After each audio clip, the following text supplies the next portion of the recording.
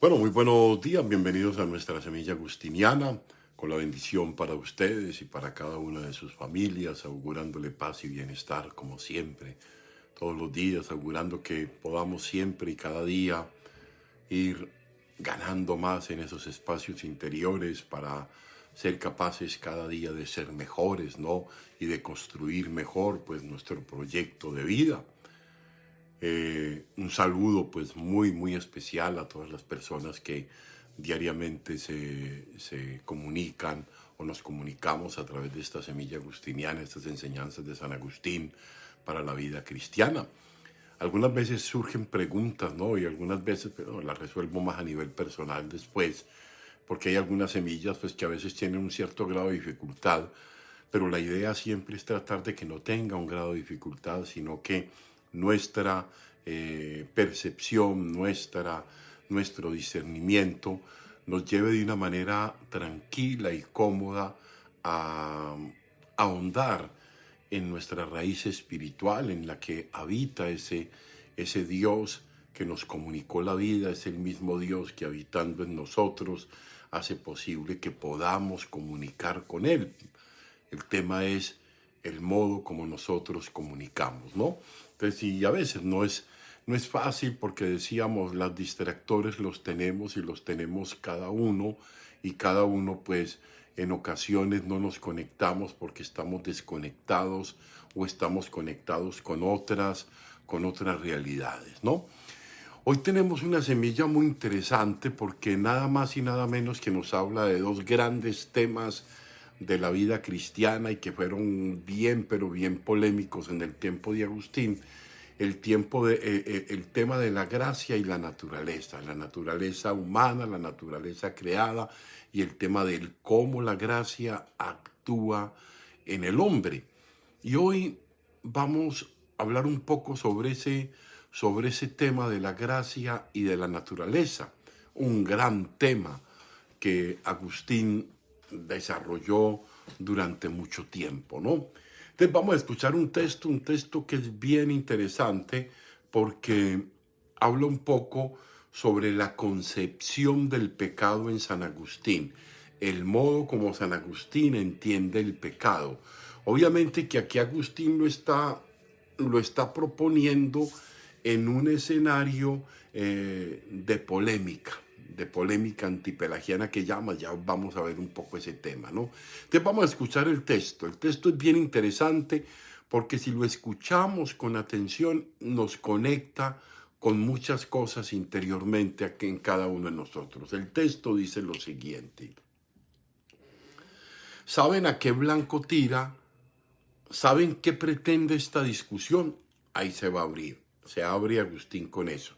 ¿Saben qué pretende esta discusión?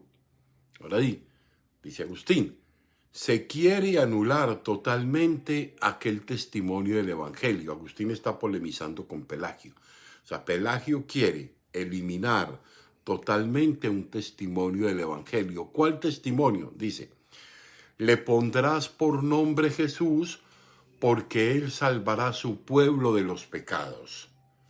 Pues, ¿cómo salvará si ninguna enfermedad tiene? Entonces ya de entrada dice Agustín que cuando se habla cuando se le dice que le pondrá por nombre Jesús y salvará a su pueblo de sus pecados, habla de que ya existe una enfermedad previa de la cual debe ser sanado.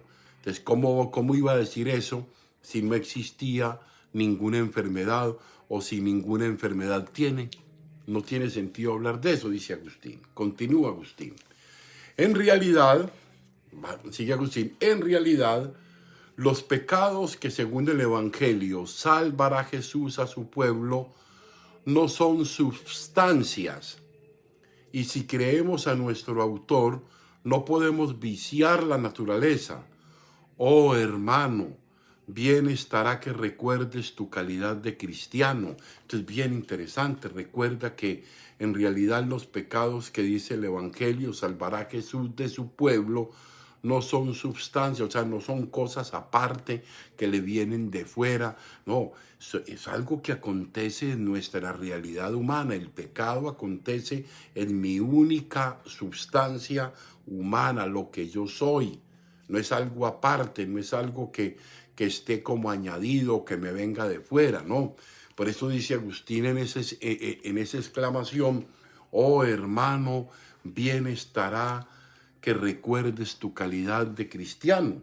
Sigue Agustín, dice, te bastaría creer estas cosas. Te vamos a ver Agustín cómo lo va desarrollando, estas cosas. Mas como te agrada la discusión, la cual, dice Agustín, no perjudica, antes bien, aprovecha cuando se apoya en una fe muy firme, para que no creamos que por el pecado no es posible sea viciada la naturaleza humana, sino que realmente fue viciada por él. Según el testimonio de las divinas letras, indaguemos cómo pudo verificarse esto. Entonces, repito esto que me parece interesante. Por un lado, Agustín dice que aprovecha discutir sobre el tema, ahondar sobre lo que significa esto. ¿Para qué? Para profundizar mucho más firme en la fe, para que no creamos que por el pecado no es posible que sea viciada la naturaleza humana. O sea, nuestra naturaleza humana, que es una, no podemos decir que no fue viciada por el pecado, ¿no? El pecado pues la vició, el pecado la debilitó, el pecado la ensombreció, ¿no? Entonces, así nos da razón la Escritura, de que por el pecado fuimos entenebrecidos, fuimos disminuidos, digámoslo así, en nuestra luz, ¿no? Entonces, y eso se puede verificar, dice Agustín.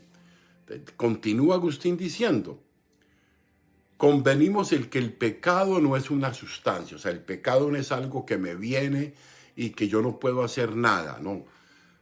Más, no advertimos también, dejando otros ejemplos, por ejemplo, que el no comer no es sustancia, o sea, el no querer comer no es algo aparte del ser humano, más bien es un privarse de sustancia, porque el manjar es la sustancia. O sea, el no comer es privarse del manjar.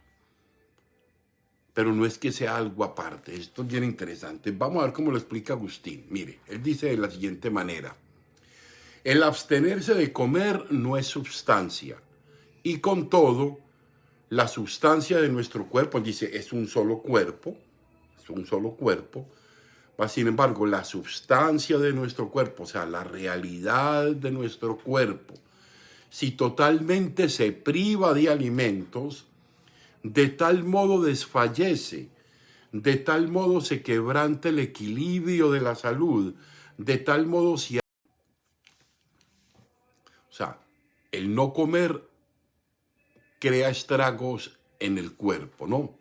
Entonces dice, análogamente, entonces ya lo va a explicar Agustín, va a decir, análogamente, tampoco es sustancia el pecado, o sea, el pecado tampoco es sustancia.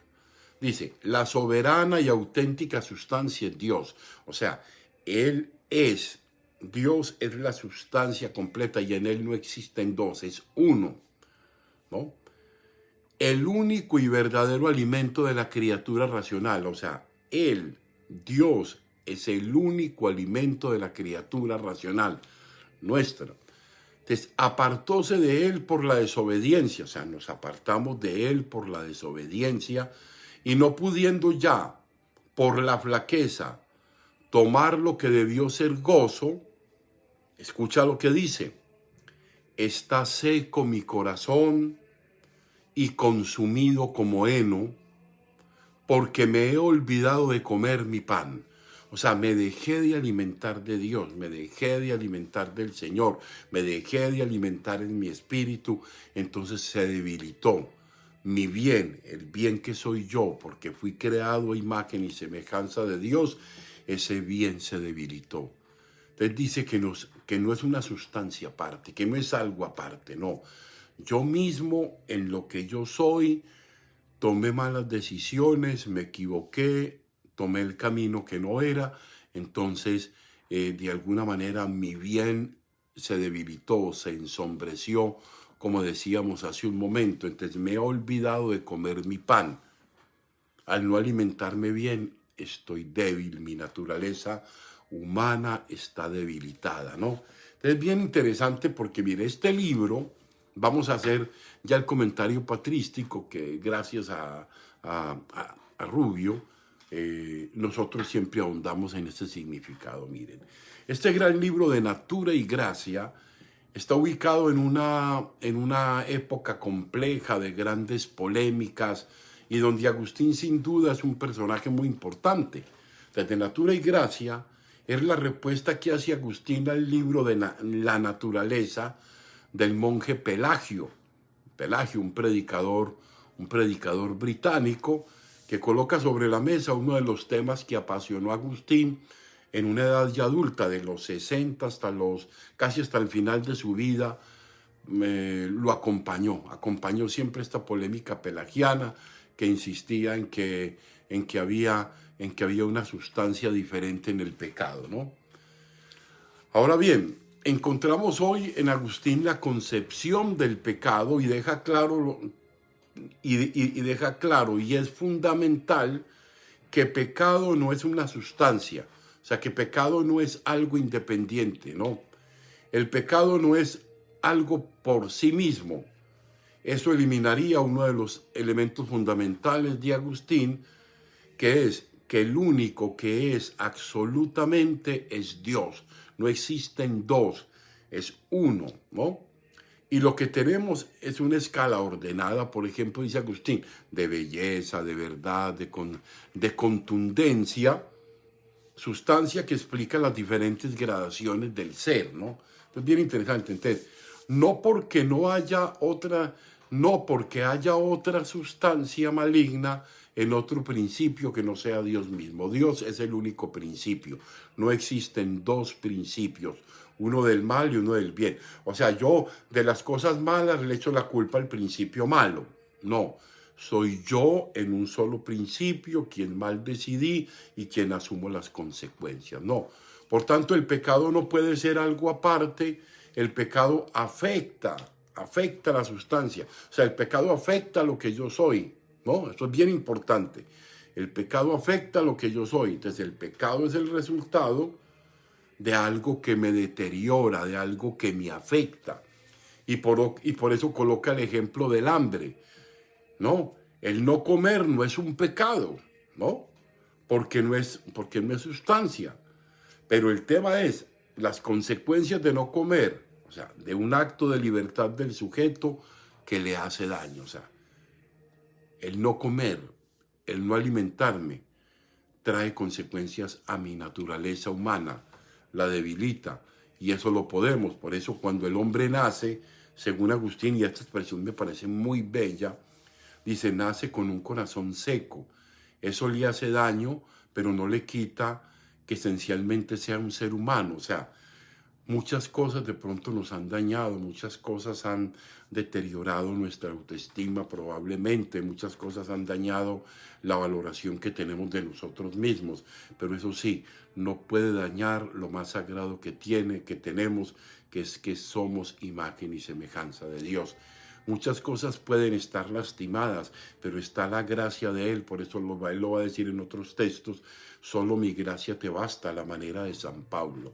La gracia de Dios va a reconstruir ese escenario que de pronto hemos dañado nosotros por culpa del mal, por culpa del pecado, por culpa de tantas malas acciones que han deteriorado nuestra vida humana. Entonces espero que esta semilla de verdad pues hoy nos haya dado cierta luz en muchos de los aspectos, ¿no? Saludo para María de la Rosa, para mi querida amiga Herme y su querida familia, para Rosalvita, en fin, y para todas las personas que hoy nos acompañan en esta emisión. Nos vemos entonces a las 2 de la tarde hora de Colombia, 3 de la tarde hora de Pensilvania, en nuestra Santa Eucaristía del Facebook Live. Yo los bendigo a ustedes y sus familias en el nombre del Padre, del Hijo y del Espíritu Santo. Amén.